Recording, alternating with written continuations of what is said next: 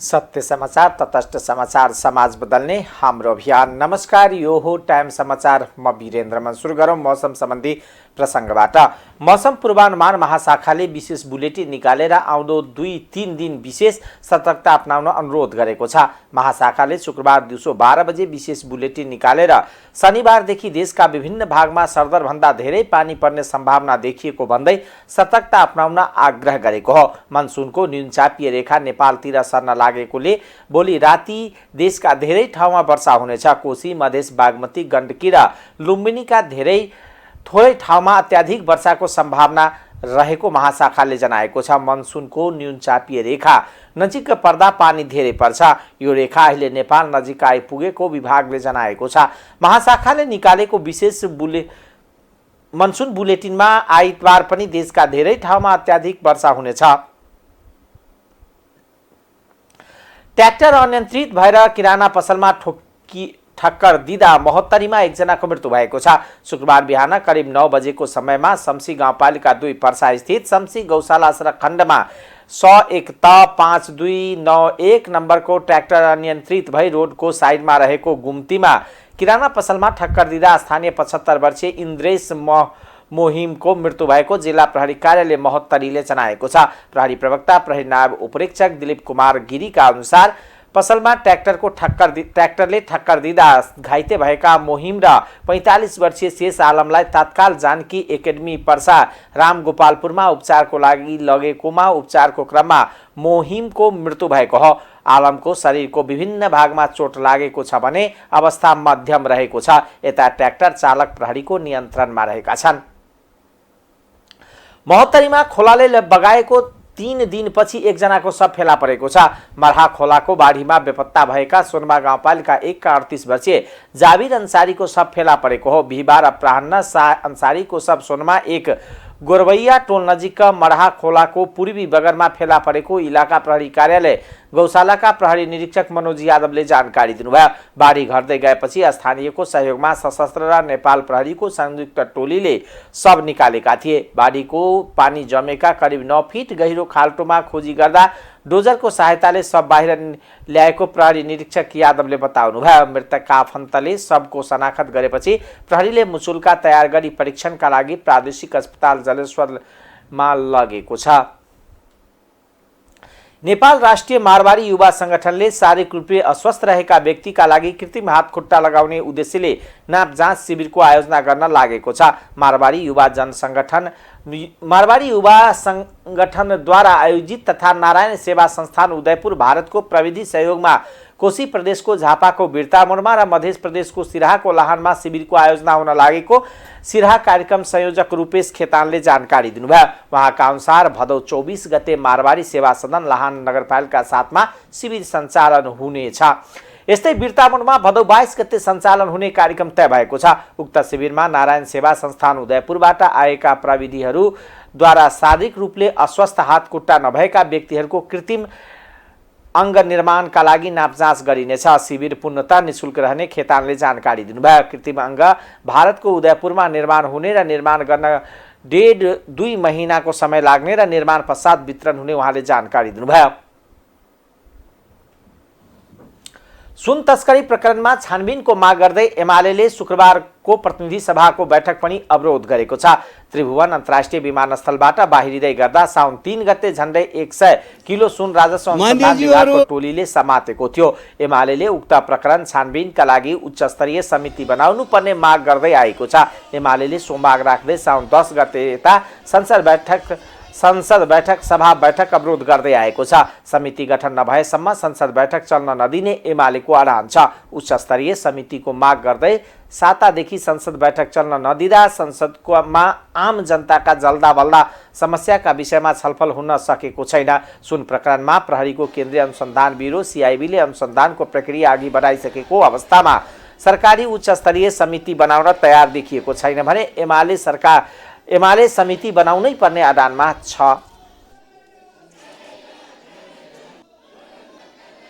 माननीय सदस्यहरू, यहाँहरू आफ्नो आसन ग्रहण गर्नुहोस्। त्यस पछाडि हामी नियमित कार्यसूची अन्तर्गत हाम्रो सभालाई सञ्चालन गरौँ। हाम्रा साथ लिएर आसन ग्रहण गरेर सभा सञ्चालनको लागि वातावरण बनाउनलाई म अनुरोध गर्दछु। यो बैठकको नियमित कार्यसूची अन्तर्गत बैठक सञ्चालन गर्नमा सहयोग गरौँ।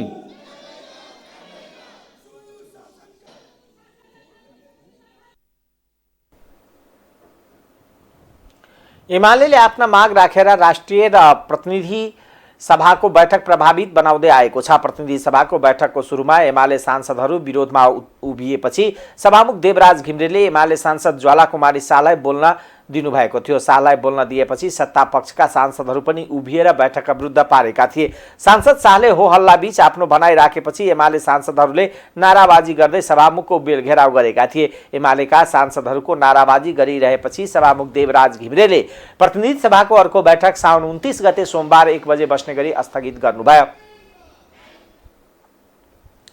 राष्ट्रिय सभाको बैठकमा सत्तापक्ष र प्रतिपक्षका सांसद आसनबाट उभिराखेपछि बैठक स्थगित भएको छ। बैठकको प्रारम्भमा अध्यक्ष गणेश प्रसाद तिमल सिन्हाले समसामयिक विषयमा कुरा राख्न दलीय आधारमा सांसदलाई समय दिनुभएको थियो। बैठकमा गंगा कुमारी बेलबासेले लामो समयदेखि संसद अवरुद्ध हुँदा जनजीविकाका सवालमा कुरा राख्न नपाएको बताउनुभयो। उहाँले मुलुकमा डेंगूको प्रकोप फैलिएको, लम्पी स्किन रोगका पशु मरिरहेको र बाढी पहिरोको समस्या जनजीविका प्रभावित भएको लगायतका विषयमा सरकारलाई ध्यानकर्षण गराउनुभयो। सांसद भागवती न्यौपानेले देशको रक्षा सुशासन कायम गर्न बाध्यताले सदन अवरोध गर्नु परेको उल्लेख गर्दै नेपाललाई तस्करीको थलो बनाउन नहुने बताउनुभयो। सरकार जनताप्रति संवेदनशील भएर सुन तस्करीको विषयमा उच्च स्तरीय छानबिन समिति बनाएर छानबिनको दायरामा ल्याउनु पर्ने उहाँको भनाइ छ।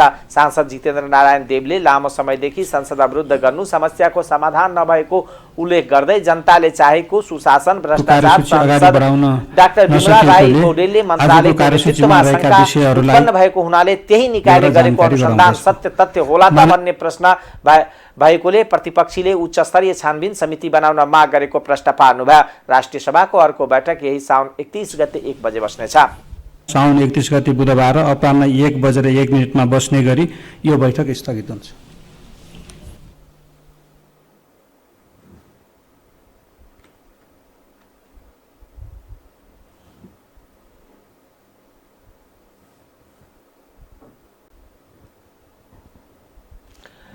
नेपाली कांग्रेसले पार्टीका सांसद सुनिल शर्माको पक्राउको घटनालाई गम्भीरतापूर्वक लिएको जनाएको छ। शुक्रबार संसद भवन नयाँ बानेश्वरमा बसेको कांग्रेस संसदीय दलको बैठकले सांसद शर्माको पक्राउको घटनालाई गम्भीरतापूर्वक लिएको र थप अध्ययन पश्चात धारणा सार्वजनिक गर्ने मुख्य सचेतक रमेश लेखकले जानकारी दिनुभयो। बैठकमा सांसदहरूले गम्भीर ढंगले उक्त विषयलाई उठाएको भन्दै लेखकले थप छलफल गरी आइतबार बस्ने बैठकले उचित निर्णय लिने बताउनुभयो। उहाँले पक्राउ अनुचित र आपत्तिजनक रहेको सांसदहरूको भनाइ रहेको र बैठकले गम्भीरतापूर्वक लिएको उल्लेख गर्नुभयो। संसदीय दलको बैठकले बाढी पहिरो र डुबानबाट भएको क्षतिका आधारमा भौतिक संरचनाको पुनर्निर्माण राहत उद्धारको व्यवस्था गर्न माग गरेको छ भने लम्पी स्किनका कारण किसानलाई ठूलो क्षति भएको भन्दै यसको नियन्त्रण र उचित क्षतिपूर्तिका लागि सरकारको ध्यानकर्षण गराउने निर्णय भएको छ। बैठकले डेंगी र आँखा पाक्ने रोगको उपचारको उचित व्यवस्था र रोकथामको व्यवस्था गर्न सरकारको ध्यानकर्षण गराउने निर्णय गरेको मुख्य सचेतक लेखकले बताउनुभयो। बैठकले तराईका केही क्षेत्रमा पर्याप्त वर्षा नभएका कारण रोपाई र खाने पानीको समेत समस्या भएकोले उचित ध्यान दिन आग्रह गरेको उहाँले बताउनुभयो। पहिरो र डुबानबाट भएको जुन हानि नोक्सानी छ यसका बारेमा प्रभावितहरूलाई पीडितहरूलाई राहत गर्ने, उद्धार गर्ने, पुनर्स्थापन गर्ने काम गर्ने, भौतिक संरचनाहरूको पुनर्निर्माण गर्ने र अवरुद्ध सडक यातायात सुचारू गर्नका लागि सरकारसँग हामीले माग गरेका छौँ। पहिलो निर्णय। दोस्रो निर्णय, देशव्यापी रूपमा लम्पी स्किन फैलिएको छ। यसले हजारौं चौपाया पशुहरूको मृत्यु भएको छ, लाखौं रोगग्रस्त भएका छन् र किसानलाई ठुलो मर्का भएको छ। त्यसकारण किसानलाई राहत दिन, क्षतिपूर्ति दिन र लम्पी स्किनको चाँडोभन्दा चाँडो औषधि उपचार गर्नका लागि सरकारसँग हामीले ध्यानकर्षण गराएका छौँ। देशव्यापी रूपमा डेंगू फैलिएको छ र आँखामा इन्फेक्सन हुने रोग पनि फैलिएको छ।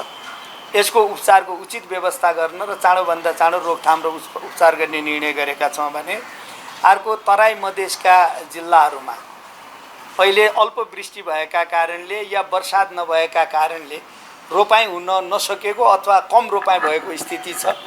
धानको कम खेती लगाउने काम भएको छ र भूमिगत पानीको जलको सतह घटेको हुनाले, सतह तल झरेको हुनाले खानेपानीको पनि समस्या भएको हुनाले यसमा खानेपानीको व्यवस्था गर्न र चाहिँ त किसानहरूलाई जुन पीडा भएको छ यसको चाहिँ त उचित ध्यान दिन हामीले सरकारसँग आग्रह गरेका छौँ भने माननीय नेपाली काङ्ग्रेसका नेता पनि मोरङ जिल्लाबाट निर्वाचित सांसद माननीय सुनिल शर्माजीलाई पक्राउ गरिएको अवस्था छ। त्यो पक्राउ गरेको विषयलाई लिएर आजको संसदीय दलको बैठकमा माननीयजीहरूले गम्भीरतापूर्वक विचारहरू राख्नु भएको छ। यो पक्राउ आपत्तिजनक हो, यो पक्राउ अप्रत्याशित छ र यो पक्राउ अनुचित छ भन्दै यो विषय अत्यन्त गम्भीर छ भनेर आफ्ना धारणाहरू राख्नु भएको छ र यी धारणालाई चाहिँ त नेताहरूले बैठकले गम्भीरतापूर्वक सुनेको छ, लिएको छ र पर्सि हामी फेरि बैठक बस्छौँ, त्यसमा पनि यी विषयहरू प्रस्तुत हुने नै छन् र यसका बारेमा हामी पर्सि नेपाली काङ्ग्रेसको धारणा चाहिँ त सार्वजनिक गर्नेछौँ, नेपाली काङ्ग्रेसको धारणा हामी अभिव्यक्त गर्नेछौँ। यो विषयमा पनि आज यही निर्णय भएको छ। उहाँले सदन खोलाउने प्रतिपक्षी र सरकार गम्भीर हुनुपर्ने धारणा राख्नुभयो। काङ्ग्रेसको संसदीय दलको बैठक आइतबार पुनः बस्नेछ।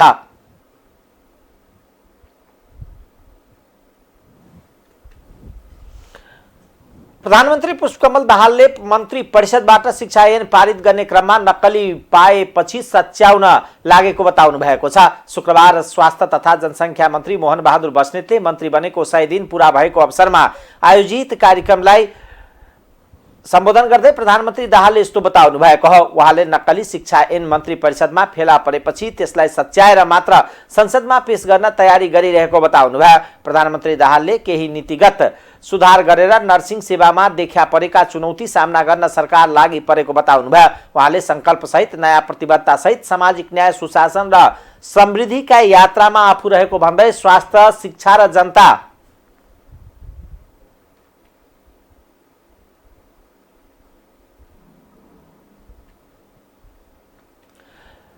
यात्रामा आफू केन्द्रित रहेको र स्वास्थ्य, शिक्षा र जनतालाई सेवा प्रदान गर्ने कुरामा ध्यान केन्द्रित रहेको बताउनु भयो। खाद्य सम्प्रभुताको कुरालाई जनताको मौलिक अधिकारको रूपमा संविधानमा व्यवस्था गर्यौं। संविधानमा लेख्नु एउटा उपलब्धि पक्कै पनि हो, तर जीवन व्यवहारमा त्यो संविधानमा लेखिए अनुसार जनताको मौलिक अधिकारको रूपमा उनीहरूले स्वास्थ्य सुविधा पाएनन्, शिक्षाको सुविधा पाएनन् या खाद्य सम्प्रभुता र रोजगारी पाएनन् भन्ने फेरि बिल्कुल फरक कुरा हो।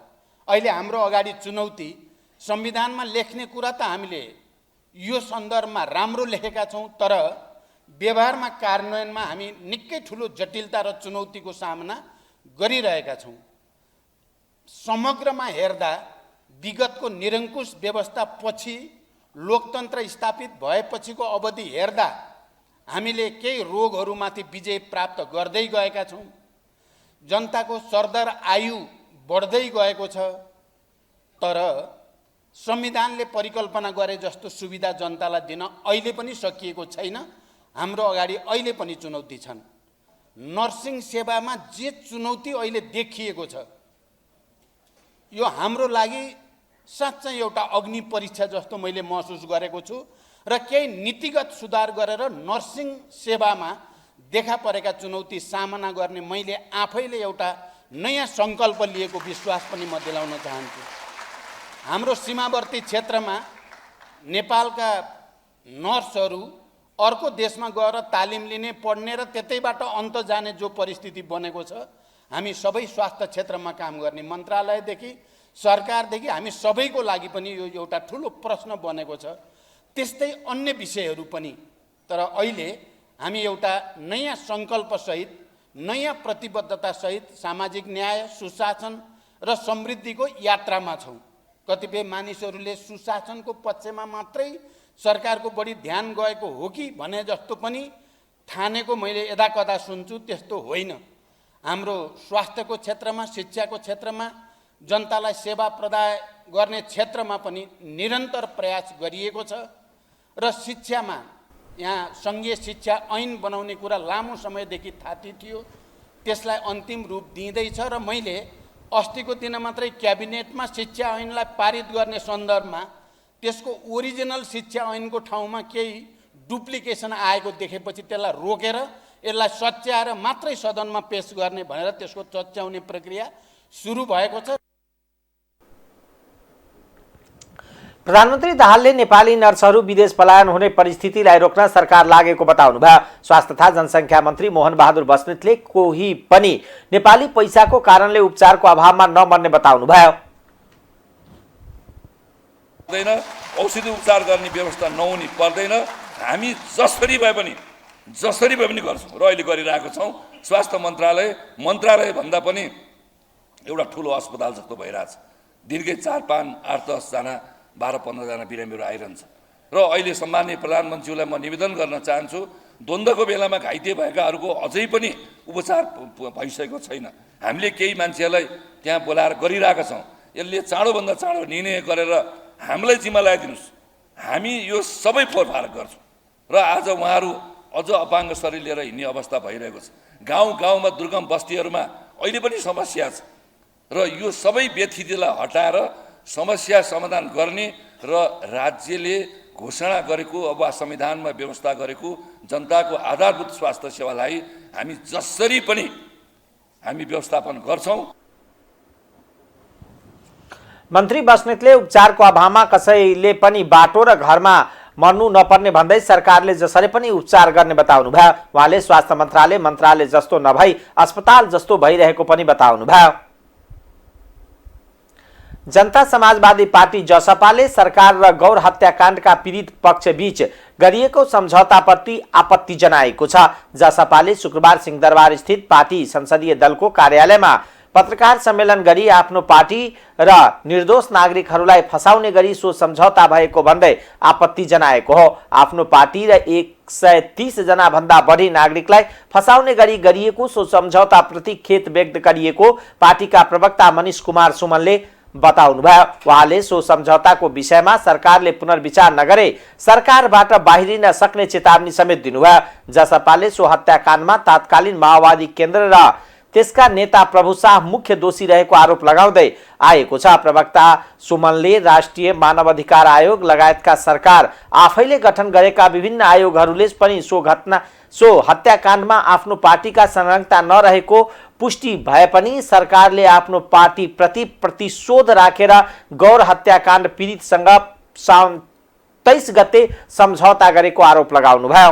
नेपाल समेत सम्मिलित भई बनेको जनता समाजवादी पार्टी नेपाल बीच वर्षौंदेखि कार्यगत एकता गठबन्धन मोर्चामा रही सरकार हुँदा वा प्रतिपक्षमा हुँदा समेत सहकार गर्दै आइरहेको छ। यस्तो अवस्थामा मिति 2080 साउन 23 गते नेपाल सरकार गृह मन्त्रालय र रूपसागर देवी उपाध्याय बीच भएको सम्झौताले सिङ्गो मुलुकको शान्ति स्थिरता र सद्भावलाई नै बिथोल्ने कार्य गरेको छ, जुन अत्यन्त दुःखद कुरा हो। उक्त कार्य मिति 2064 5-13 गते नेपाल सरकार र मधेसी जनअधिकार फोरम नेपाल बीच भएको सम्झौता तथा 2064 फागुन 16 गते नेपाल सरकार र संयुक्त लोकतान्त्रिक मधेसी मोर्चा बीच सम्पन्न सम्झौताहरूको सरकारद्वारा ठाडो उल्लङ्घन भएको छ। 14 उक्त घटना सम्बन्धमा नेपाल सरकारद्वारा गठित सर्वोच्च अदालतका बालबाला न्यायाधीश खिलराज रेग्मीको अध्यक्षतामा उच्चस्तरीय न्यायिक छानबिन समितिको प्रतिवेदन, राष्ट्रिय मानवाधिकार आयोग नेपाल, तत्कालीन जिल्ला प्रशासन र प्रहरीले सरकार समक्ष बुझाएका प्रतिवेदन, पाटन पुनरावेदन अदालतका न्यायाधीश र सुरक्षा निकायका अधिकारीहरू रहेको जाँचबुझ आयोग लगायतले बुझाएको प्रतिवेदनलाई सरकारले यथाशीघ्र सार्वजनिक गरोस्।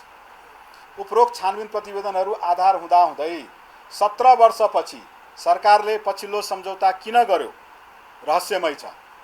15 उच्च स्तरीय संसदीय छानबिन समिति गठन गरी उक्त समिति मार्फत सत्य तथ्यहरू पत्ता लगाई समस्याको समाधान गरियोस्। दोषी उम्काउने र घटना सम्बन्धमा संलग्नै नरहेका निर्दोष व्यक्तिहरूलाई बदनियतपूर्ण ढङ्गले जबरजस्ती फसाउने कार्य सरकारले बन्द गरोस्। यो मुद्दाको उठान जसरी गरिएको छ, अचानक 23 गते एउटा सम्झौता गरेर जसरी हामीलाई फसाउनुको भन्दा पनि उच्चस्तरीय प्रकारको अनुसन्धानहरू भएको छ। त्यो भनेको ONSCHR ले गरिसकेको राष्ट्रिय मानवाधिकार। जसपाले सो हत्याकाण्डको निष्पक्ष छानबिनका लागि उच्चस्तरीय समिति गठन गर्न पनि सरकारलाई दबाब दिएको छ। राष्ट्रिय स्वतन्त्र पार्टीका सांसदहरूले संसद अवरुद्ध भएको दिनको सेवा सुविधा नलिने घोषणा गरेका छन्। शुक्रबार संसद भवन अघि सञ्चारकर्मीसँग कुरा गर्दै पार्टीका सभापति रवि लामिछानेले सो बारेमा जानकारी दिनुभएको हो। उहाँले लोकतान्त्रिक विधि अपनाएर संसदीय अभ्यासभित्र रहेर संसद सुचारू गर्न सभामुख देवराज घिमिरेसँग आग्रह पनि गरेको बताउनुभयो। सभापति लामिछानेले संसद नचलेको अवस्थामा कुनै पनि बेला हामीले हाजिरी मात्रै गरेर तलब सुविधा लिन उचित नरहेको ठानेर यसअघि अवरुद्ध भएको संसद बैठक र अब हुने संसद अवरुद्ध बैठकबाट आउने सेवा सुविधा नलिने बताउनुभयो। महोदयलाई हाम्रो दलको तर्फबाट र दलको नेताको तर्फबाट मैले उहाँलाई यो संसद सुचारू गर्नको निमित्त एउटा लोकतान्त्रिक विधि अपनाएर संसदीय अभ्यासभित्र रहेर हामीले औपचारिक रूपमा पत्र दियौँ र त्यो पत्र दर्ता गराएका छौँ कि संसदको कारबाही निरन्तर रूपमा अगाडि बढोस्। नेपाली जनताका अत्यन्त महत्त्वपूर्ण विषयहरूमा हामीले कुराकानी गर्नुपर्नेछ। सत्तापक्ष र प्रमुख प्रतिपक्षीय दल बिचको जुन एउटा खिचातानी छ अथवा जुन एउटा संसदीय जुन एउटा चाहिँ छानबिन समितिका विषयलाई लिएर जुन मतभेद छ त्यसलाई अन्त्य चाँडो गरियोस् र संसदको लागि समेत हामीले अनुरोध गर्यौँ ताकि हामीले काम नगरेको समयमा हामी संसदमा कुनै कारबाहीमै सहभागी नभएको बेलाको हामीले त्यसको पैसा लिनु हुँदैन। नेपाली जनताले भएको बेलामा हामीले प्राप्त गरेका तलब सुविधाहरूलाई अगाडिका तलब सुविधाहरूलाई पनि काटिदिनु हुन, त्यसको व्यवस्था मिलाइदिनु हुन। पहिलो थलो त हाम्रो लागि संसद नै हो। त्यसले गर्दा अझै पनि हाम्रो कोसिस त यही नै रहन्छ। हामी अझै पनि जस्तो अस्ति हामीले संसद चल्न सकेन, हामीले यहीँ आएर जनताका मुद्दाहरू संसद जसरी चले जसरी सभामुखज्यूलाई सम्बोधन गर्दै हामीले यहाँबाट गऱ्यौँ। आज हामीले अर्को एउटा अभ्यासमा गएका छौँ। धेरै कुरा थाहा पाउनुहुनेछ। जे सङ्केत गरेको छु त्यो सङ्केतमा हेर्नुभयो भने त्यहाँ तपाईँले एउटा पूर्व गृहमन्त्रीले गरेको सङ्केत पाउनुहुनेछ। अहिलेलाई त्यसैलाई केलाइदिनु होला। सञ्चारकर्मीहरूलाई म अनुरोध गर्न चाहन्छु। सभापति लामिछानेले सुन प्रकरणबारे आफूले गरेको संकेतलाई केलाएर हेर्ने हो भने नयाँ तथ्यहरू फेला पर्ने बताउनुभयो। कृषि तथा पशुपक्षी विकास मन्त्री डाक्टर बेदुराम भुसालले कृषि नीति बन्न नसक्दा कृषि क्षेत्रमा समस्या देखिएको बताउनु भएको छ। शुक्रबार जनकपुर विमानस्थलमा सञ्चारकर्मीसँग कुरा गर्दै कृषि मन्त्री भुसालले यस्तो बताउनु भएको हो। उहाँले अहिलेसम्म कृषि नीति नभएकाले सरकारले कृषि क्षेत्रका नीतिगत रूपमा देखिएका समस्याहरूलाई समाधान गर्न कृषि नीति बनाउने तयारी गरेको बताउनु भयो। मन्त्री भुसालले तराई मधेसमा केही समयता देखिएको सुक्खाको कारणले मारमा परेका किसानहरूलाई बाढीले पुर्याएको क्षतिको थप समस्या बनाएको बताउनु भयो। उहाँले बाढीले किसानहरूलाई पुर्याएको क्षतिका लागि सरकारले सहयोग गर्ने विषयमा नीतिगत रूपमा छलफल गरिरहेको पनि बताउनु भयो। मन्त्री भुसालले कृषि क्षेत्रको विकासमा सिँचाइको समस्या देखिएको बताउँदै यसमा सुधारका लागि सिँचाइ मन्त्रालयसँग समन्वय गरी सिँचाइको समस्या समाधान गर्ने बताउनु भयो। मन्त्री भुसालले अहिले विश्वव्यापी रूपमा आएको समस्याका कारणले खाद्य सङ्कट आउन सक्ने अवस्था रहेको बताउनु भयो। उहाँले नेपाल सरकारले खाद्य सङ्कट आउन नदिनका लागि सरकार सचेत रहेको बताउनु भयो। मन्त्री भुसालले ललिता निवास जग्गा प्रकरणमा पार्टीका अध्यक्ष र गौर हत्याकाण्डमा पीडितहरूसँग प्रधानमन्त्रीले गरेको सहमतिले गठबन्धनमा समस्या नआउने बताउनु भयो। उहाँले पार्टी अध्यक्षको ललिता निवास जग्गा प्रकरणमा संलग्नता विषयमा सत्यता नरहेको बताउनु भयो। उहाँले यस विषयमा गठबन्धनले छलफल गरेर निकास निकाल्ने बताउनु भयो। नेकपा एमालेले नेपाली कांग्रेसका सांसद सुनिल शर्मालाई पक्राउ गरिएको विषयमा चासो व्यक्त गरेको छ। शुक्रबार प्रतिनिधि सभाको एमालेको तर्फबाट बोल्दै एमालेकी सांसद ज्वाला कुमारी शाहले कांग्रेस सांसद शर्माको पक्राउ प्रति आपत्ति जनाउनुभयो। नेपाली कांग्रेसको मान्य सुनिल शर्मालाई जो सुन काण्डका प्रकरणमा भ्रष्टाचारीलाई पटक पटक उच्च स्तरीय छानबिन आयोग गठन हुनुपर्छ भन्ने आवाज उठाइरहेको व्यक्तिलाई कुन हिसाबमा समातिएको छ भन्ने उहाँले प्रश्न गर्नुभयो। म्याद सकिसकेको विषयमा बखेरा झिकेर शर्मालाई पक्राउ गरिएको उहाँको आरोप छ। यो कानुनले पनि मिल्दैन र अहिले नै म्याद सकिएको प्रमाणपत्रलाई अहिले बखेरा झिकेर जो समातिएको छ यसको घोर आपत्ति गर्न चाहन्छु, एमाले सांसद शाहले भन्नुभयो। नेपाली कांग्रेसको मान्य सुनिल शर्माजीलाई जो सुन काण्ड प्रकरणको भ्रष्टाचारलाई पटक पटक उच्च स्तरीय छानबिन आयोग गठन हुनुपर्छ भने आवाज उठाइरहेको व्यक्तिलाई आज कुन हिसाबबाट समातिएको छ यो कानुनले पनि मिल्दैन र उहिले नै म्याद सकिएको प्रमाणपत्रलाई अहिले बखेडा झिकेर जो समातिएको छ यसको घोर आपत्ति गर्न चाहन्छु। त्यसले गर्दाखेरि म यति भन्न चाहन्छु सम्माननीय सभामुख महोदय मार्फत आज जो खालको जनमुखी शासन र दिगो शान्तिको नाममा आज सरकारले सुशासन होइन, दिगो शान्ति होइन, देशलाई ठुलो दुर्घटनामा लाँदैछ। सामान्य सभामुख महोदय, म यति भन्न चाहन्छु, आज देशैभर बाढी पहिरोले जो खालको देशमा जो आज अशान्ति नै अशान्ति भइरहेको अवस्था छ। सांसद शर्मा बिहिबार पक्राउ परेका थिए। उनलाई नक्कली शैक्षिक प्रमाणपत्र लिएको आरोपमा नेपाल प्रहरीले केन्द्रीय अनुसन्धान ब्युरोले पक्राउ गरेको छ। पूर्व प्रधानमन्त्री एवं नेपाल समाजवादी पार्टी नेसपाका अध्यक्ष डाक्टर बाबुराम भट्टराईले भ्रष्टाचार सम्बन्धी मुद्दाको छानबिनका लागि बलियो र निष्पक्ष आयोग गठन हुनुपर्ने बताउनु भएको छ। उहाँले विगतमा आयोग जस्तो नभई भ्रष्टाचारका सबै फाइल खोल्ने गरी उच्च स्तरीय आयोग गठनको आवश्यकता रहेको बताउनु भयो। शुक्रबार बुटवलमा आयोजित पत्रकार सम्मेलनमा अध्यक्ष भट्टराईले भ्रष्टाचार निर्मूल पार्नका लागि व्यक्तिलाई मात्र कारवाही गरेर नहुने जनाउँदै संरचनागत ढङ्गले जानुपर्ने बताउनु भयो। उहाँले देशको प्रमुख कार्यकारी प्रधानमन्त्री माथि नै प्रश्न उठेको अवस्थामा उच्च स्तरीय र निष्पक्ष छानबिनका लागि आयोग गठन गर्न आवश्यक रहेको बताउनु भयो। संसदमा प्रमुख विपक्षी दल नेकपा एमाले उच्च स्तरीय छानबिन समिति गठनको माग गर्नु अधिकारको कुरा भएको उहाँको भनाइ छ। ललिता निवास प्रकरणमा सर्वोच्च अदालतले आफूमाथि पनि छानबिन गर्नुपर्ने आदेश दिएको विषयमा भट्टराईले आफू सहयोग गर्न तयार रहेको बताउनु भयो। ललिता निवास भए अब विभिन्न प्रकारका चाहिँ यो जहाज खरिद गर्दा भएका घोटालाहरू, अब विभिन्न खालका ठुला परियोजना निर्माण गर्ने क्रममा भएका घोटाला, यस्ता जुन छन् यी सबैको चाहिँ उच्च स्तरीय चाहिँ छानबिन स्वतन्त्र र निष्पक्ष छानबिन गरिनुपर्छ र त्यो हाम्रो छानबिन गर्ने निकायले चाहिँ राष्ट्रपति प्रधानमन्त्री लगायतका सबैको छानबिन गर्ने हैसियत राख्नुपर्छ भनेर म संसदमै बोलेको छु। अहिले पनि तपाईँले हेर्न सक्नुहुन्छ। त्यस अर्थमा यो ललिता निवास प्रकरण 47-48 सालदेखि नै तन्कँदै आइरहेको चाहिँ विषय रहेछ र मेरो पालामा आउँदाखेरि थोरै सानो एउटा निर्णय त्यहाँ भएको रहेछ र त्यो व्यक्तिगत रूपमा चाहिँ मेरो थिएन, मन्त्री परिषदको निर्णय थियो। फेरि पनि अब अहिले सर्वोच्च अदालतले चाहिँ त्यसबारेमा चाहिँ प्रधानमन्त्रीसँग पनि छानबिन बयान लिने पनि भनेको छ। त्यो निम्ति म तयार छु, मैले स्वागत पनि गरिसकेको छु। मैले जानेको बुझेको कुरो मैले त्यहाँ बताउँछु। जहाँसम्म राज्यलाई नोक्सान पार्ने भ्रष्टाचार अनियमितता कानुन विपरीतका कुरा नीति लाभका कुरा छ त्यो त मेरो आफ्नो जीवनले नै त्यो देखाउँछ र त्यहाँ त्यस्तो प्रकार केही भएको पनि छैन। तर छानबिन चाहिँ हुनुपर्छ भन्ने म लगायत यदि मेरो छानबिनबाट उच्च स्तरीय छानबिनको ढोका खुल्छ भने म सबभन्दा खुसी हुनेछु। त्यस अर्थमा पनि मैले त्यसको स्वागत गरेको छु र सरकारले अथवा त्यो सम्बन्धित निकायले जसरी अगाडि बढ्छ त्यसमा मेरो पुरै साथ छ। र यस्तो प्रवृत्ति पनि छ, खास गरी अफ्रिका र हाम्रो एसियाका दक्षिण एसियाका दुवै देशहरूमा पनि त्यस्तो हाम्रो चाहिँ हुन भएन। त्यसैले चाहिँ त्यो फेरि म चाहिँ आफ्नो विषयको लाई चाहिँ फेरि किन्तु परन्तु भन्ने भाषा आएको त्यो सबैको छानबिन गरेर जाँदा राम्रो हुन्थ्यो। अहिले 2-3टा विषय जुन त्यसले उहाँ र मेरो आग्रह शङ्का लागेका जति पनि विषय छन् अथवा उजुरी पनि लिन सकिन्छ, हामीले भनेका मात्रै पनि होइन, ती सबैको चाहिँ उच्च स्तरीय निष्पक्ष छानबिन हुनुपर्छ भन्ने हो। त्यसले बोल्दाखेरि तपाईँले आदि त्यहाँ जम्मै 100-50 भन्नु त सम्भव हुँदैन। त्यसरी छन्। पार्टीको प्रदेश स्तरीय प्रशिक्षण अभियान लिएर हिँडेका अध्यक्ष भट्टराईले संविधान जारी पछि माओवादी आन्दोलनको कार्यभार पूरा भएकोले आफू त्यसभन्दा पनि अघि बढेको बताउनु भयो। देशमा नयाँ वैकल्पिक शक्तिको खाँचो ल्याउँदै उहाँले त्यही अनुसार नेसपा अघि बढेको दावी गर्नुभयो।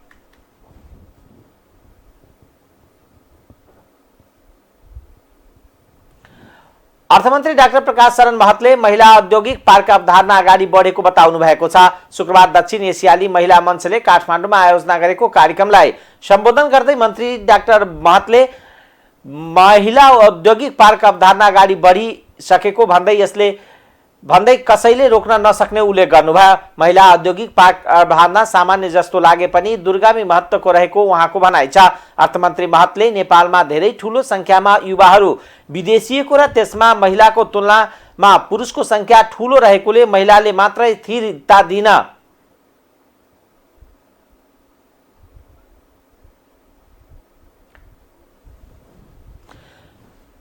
दिन नसकिने बताउनुभयो। टाइम्स समाचार अहिलेको लागि यति नै। हेर्दै गर्नुहोला टाइम्स टेलिभिजन। नमस्कार।